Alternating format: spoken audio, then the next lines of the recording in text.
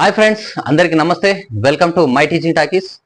ఈరోజు ఈ క్లాస్లో డిగ్రీ 6th సెమ్ సాంస్క్రిట్ సబ్జెక్ట్కి సంబంధించి వెరీ ఇంపార్టెంట్ టాపిక్. పార్ట్ ఏలో 2 క్వశ్చన్లు డెఫినెట్లు వస్తాయి. పార్ట్ బిలో 4 క్వశ్చన్లలో 2 రాయాల్సి ఉంటుంది. సో మొత్తానికి మహాత్మా గాంధీ యూనివర్సిటీ వాళ్ళకైతే 32 మార్క్స్, మిగిలిన యూనివర్సిటీ వాళ్ళకైతే 25 మార్క్స్ అనేవి బరాబర్ వస్తాయి. సో అందులో మహాకవి శాస్త్రకార విభాగం అని చెప్పేసి అని అంటాం.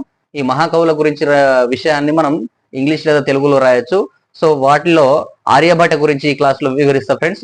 సో లాస్ట్ వరకు వీడియోని స్కిప్ చేయకుండా చూడండి. సింపుల్ టర్మినాలజీ తోటి ఒక్కసారి వినేసి మీరు రాసేటట్లు కానీ చెప్తాను, గుర్తించుకోండి. సో వీడియోని మాత్రం స్కిప్ చేయకుండా లాస్ట్ వరకు చూడండి. నచ్చితే లైక్ చేయండి, షేర్ చేయండి, ముందుగా ఛానల్ ని సబ్స్క్రైబ్ చేయండి ఫ్రెండ్స్. సో చూడండి, ఆర్యభట గురించి నేను ఇక్కడ చార్ట్ లాగా మాత్రమే రాస్తుంటాను, ఎందుకంటే చిన్న బోర్డులో సరిపోదు. లాస్ట్ కి వీడియో అయిపోయినాక తర్వాత మాత్రం మీకు మ్యాటర్ మొత్తం ఒక పేజీలో టైప్ చేసి ఈ వీడియో ఎండ్ ఆఫ్ ద వీడియోకి అది మీకు దీంట్లో పంపిస్తాను. సో దాన్ని మీరు పాజ్ చేసి స్క్రీన్ షాట్ తీసుకున్నా నష్టం ఏం లేదు. లేదు అంటే మీ సొంత నోట్స్ నేను చెప్తున్నట్టుగా రాసుకున్నా ఏం ప్రాబ్లం లేదనమాట. సో చార్ట్ వైజ్గా ఈజీగా గుర్తుంటుంది అనమాట. చూడండి ఫ్రెండ్స్, ఆర్యభట గురించి మాట్లాడాలి. సో ఆర్యభట అనే కంపల్సరీ మనకు మహాకవి శాస్త్రకార విభాగాల్లో 6 ఉన్నారు. ఈ 6 గురించి క్వశ్చన్ పేపర్లో కనబడతాయి ఫ్రెండ్స్, గుర్తుంచుకోండి. 6 కంపల్సరీ క్వశ్చన్ పేపర్లో ఉంటారు కాబట్టి ప్రతిదీ కూడా ఇంపార్టెంటే, ఓకేనా. అందులో ఆర్యభట. సో ఆర్యభట అనే వ్యక్తి ఎవరు అని అంటే మనకు బాగా తెలిసినటువంటి వ్యక్తియే. ఆర్యభటుడు ఒక మ్యాథమెటిషియన్ అండ్ ఒక ఆస్ట్రోనామర్. కాబట్టి Aryabhata was a mathematician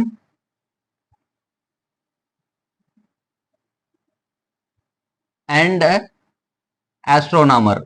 okay, astronomer. ఇక్కడ మనం 2 పాయింట్స్ ఇందులో చెప్పొచ్చు, ఓకేనా. So Aryabhata was a mathematician and astronomer. Telugu వాళ్ళకి ఆర్యభట భారతదేశానికి చెందినటువంటి గణిత శాస్త్రవేత్త అండ్ ఖగోళ శాస్త్రవేత్త అని చెప్పేసి రాయండి, ఓకేనా. సెకండ్ పాయింట్ గా ఏమని రాస్తారు అని అంటే ఇతని పుట్టుక గురించి రాస్తాం. సో అతను బార్న్ ఇన్, అతను ఎప్పుడు పుట్టాడు అని అంటే 476 ఏడి. ఏడి అంటే అన్నో డొమిని, క్రీస్తు శకం అని అంటాం.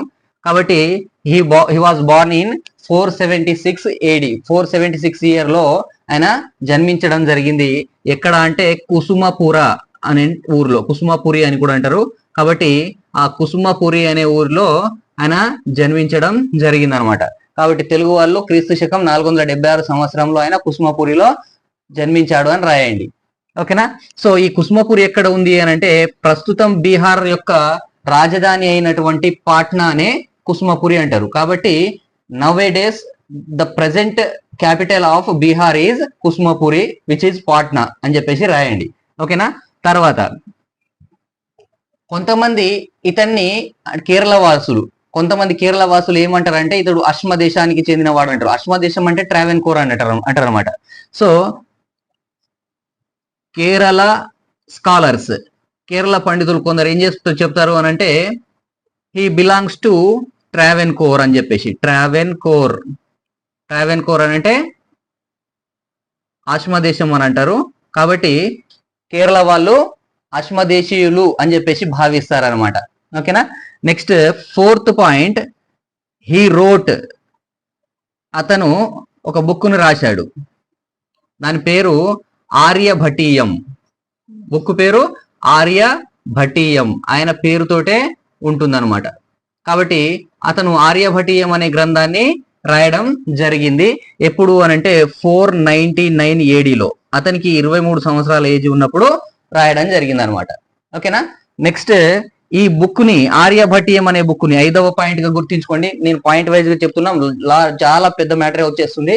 సో 5th పాయింట్ ఏంటంటే ఈ ఆర్యభటీయం అనే గ్రంథాన్ని ఆర్య సిద్ధాంతం అని కూడా అంటారు అనమాట, ఓకేనా. So ఆర్యభటీయం also known as ఆర్యభటీయం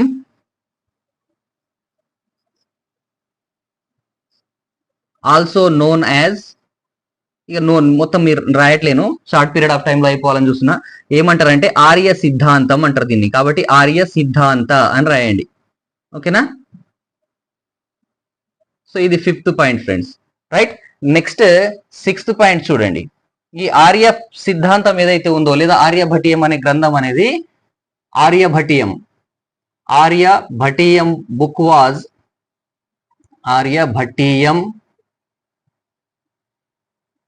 divided into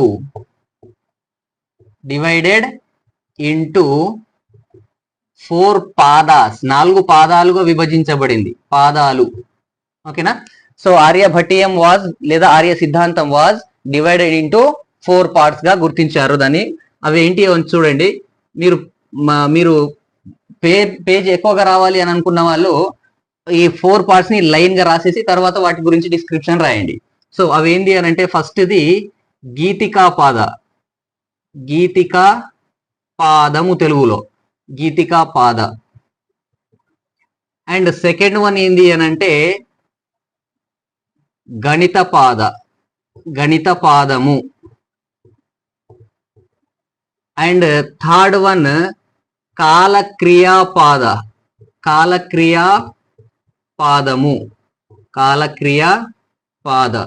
and fourth one ఏంది అని అంటే గోళపాదం, గోళపాద.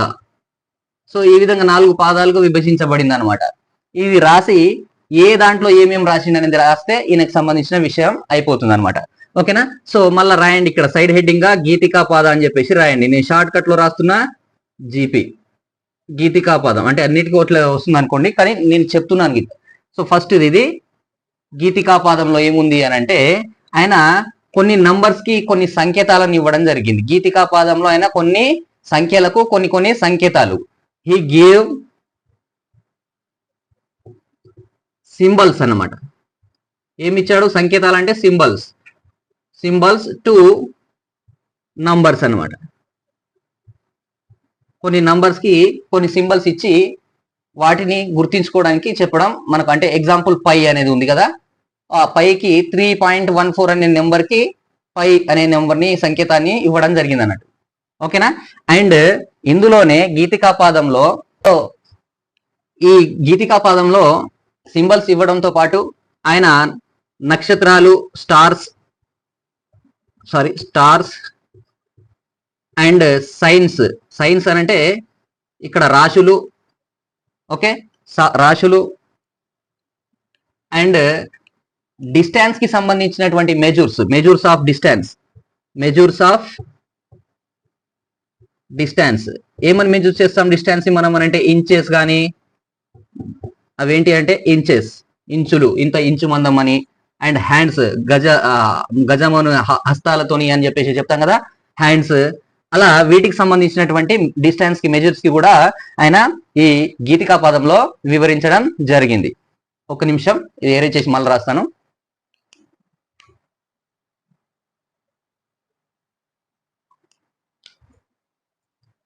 రైట్ ఫ్రెండ్స్, నెక్స్ట్ ఇది గణిత పాదం.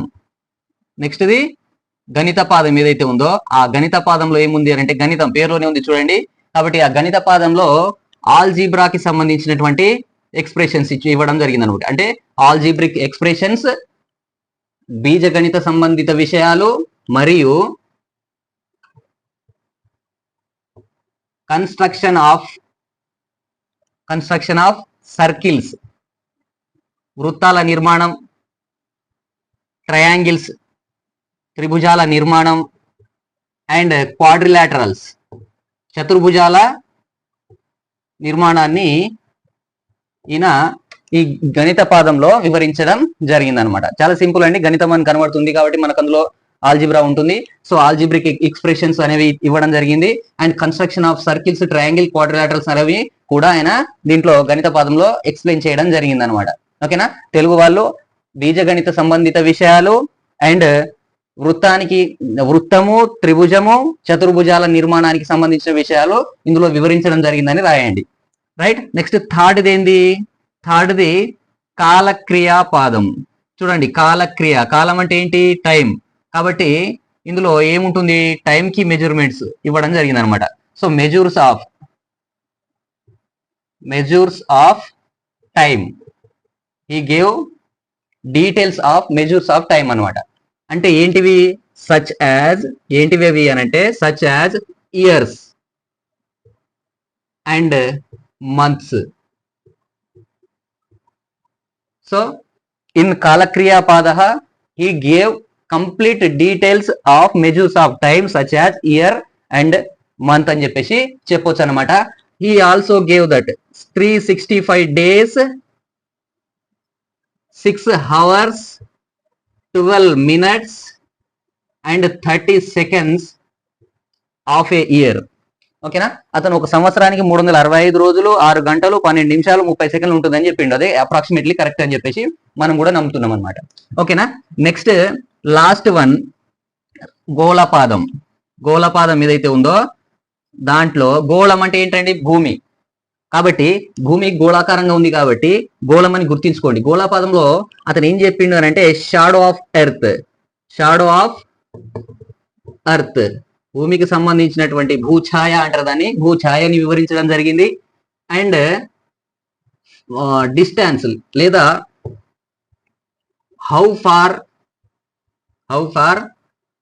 ఫ్రమ్ సన్, సూర్యుడి నుండి ఎంత దూరంలో మూన్, చంద్రుడు, క్యాప్రికాన్, కుజుడు అండ్ మెర్క్యూరీ అంటే బుధుడు ఉన్నారో అనే విషయాలు కూడా ఆయన దీంట్లో గోళపాదంలో మెన్షన్ చేయడం జరిగింది అనమాట.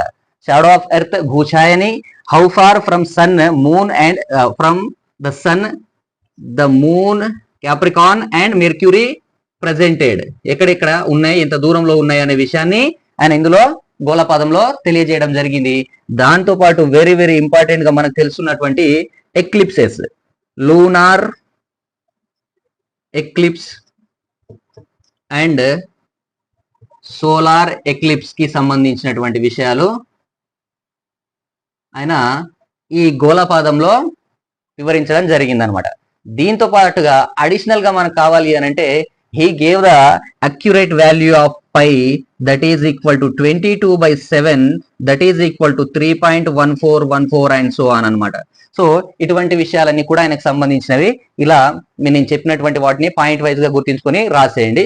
ఈ వీడియో అయిపోయినాక లాస్ట్ కి మీకు మ్యాటర్ గిట్లా ప్రొవైడ్ చేస్తా ఫ్రెండ్స్. ఓకేనా, నెక్స్ట్ ఈ వీడియో కనుక నచ్చినట్లయితే లైక్ చేయడం, షేర్ చేయడం మాత్రం మర్చిపోవద్దు. Thank you very much.